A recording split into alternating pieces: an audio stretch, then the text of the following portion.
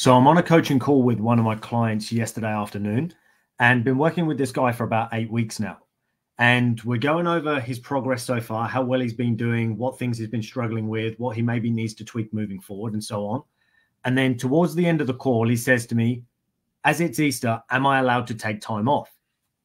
Now, questions like this are always interesting to me because first off, I feel like you're a grown-ass man. Why are you asking me for permission? Can I take time off? It's like, it's your diet, it's your lifestyle.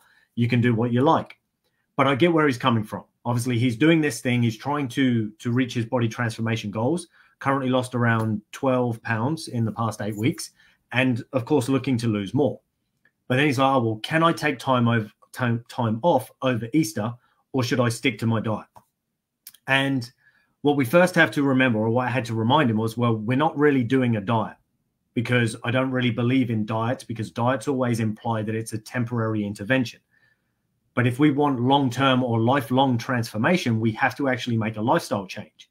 And of course, eat in a new way that aligns with our goal, but that's ideally not a diet, because diets are often over-restrictive and not fun to stick to. And often they're just completely unsustainable.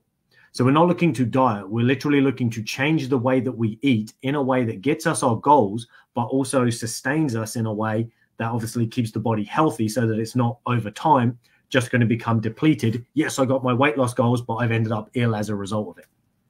So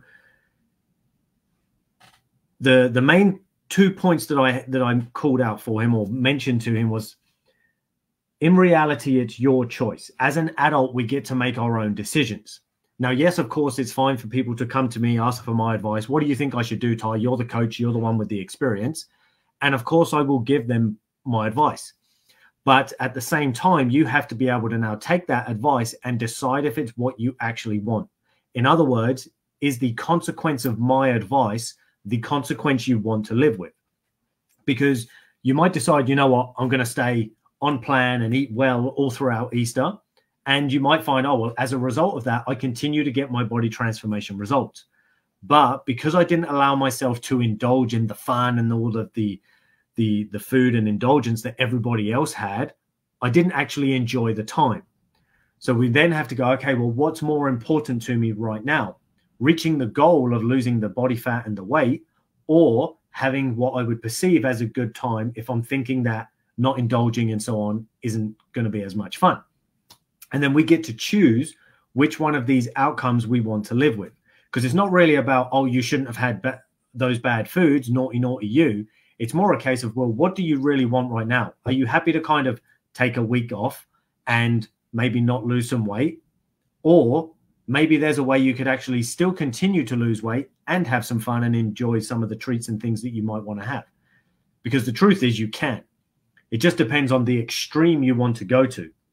But for 90% of us, unless you've got some kind of metabolic illness or condition going on, there is a very good chance you can continue to lose weight and still allow yourself to have the treats, the sweets, the snacks, and all the different things that you think you might have to give up.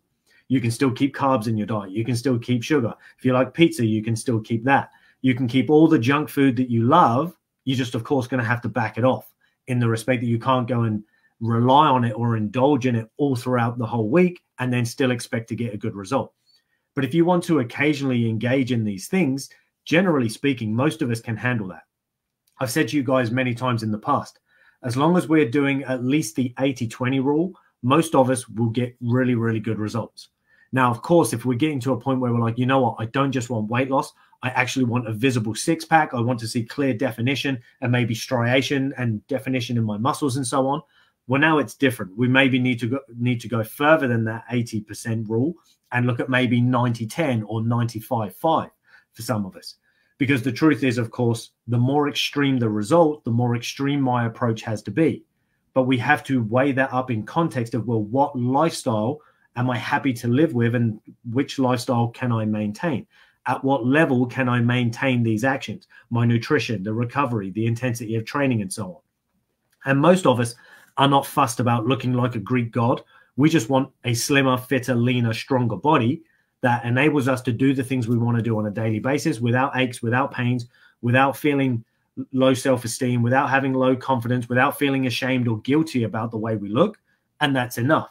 And then, of course, there are others who do want more. We do want the six-pack and we do want the muscles and all the rest of it. And you can have it at any level you want and still have some of these treats, sweets, and snacks and so on. You've just got to find the line that works for you. So it's not a case of, oh, well, because Easter's going and you're trying to now lose weight, well, you better not indulge in Easter. Well, you can. But of course, if you want to get results as well this week, then you might not want to go all in on Easter. You would remain all in on your body transformation result, the weight loss, but you would just allow yourself to have some of the indulgences that you want, whether it's chocolate or whatever it might be that you're going to have over the weekend.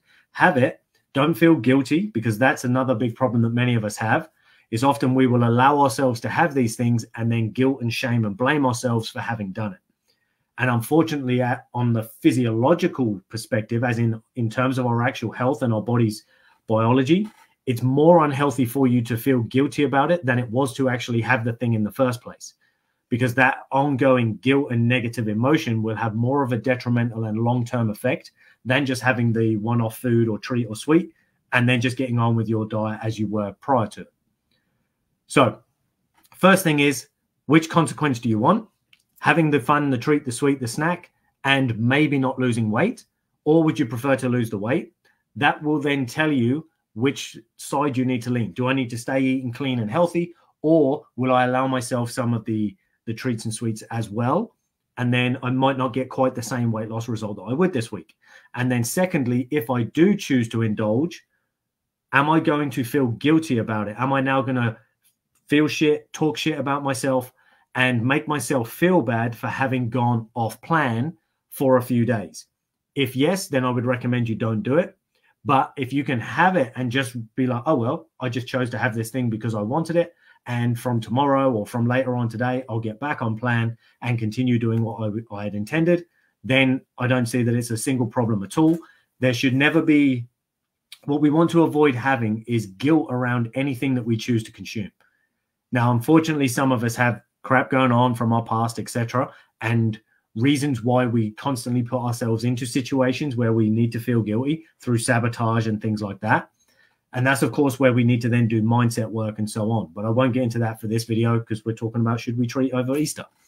But just know that sometimes there are times where we're on an unconscious level deliberately tripping ourselves up so that we can put ourselves in these negative emotional states. But generally, when that's not the case, if you can genuinely engage in a thing, as in a bad thing that you shouldn't be doing, and not feel guilty about it, go for it. It's not going to harm you, as long as you then get back on track once you've done it, had the enjoyment and the fun of the thing, whatever it was, the cake, the sweet, the treat, and then back on plan, continuing to push towards your goals. And it will have very little, if any, detrimental effect at all, as long as you're willing to get back on track and don't use it as an excuse to remain off track and off target. So any questions on this one, guys, drop them below and I'll get them answered for you as quickly as I can. And if not, I hope you all have an awesome Easter weekend, and I look forward to chatting with you all in my next video. Take it easy, people.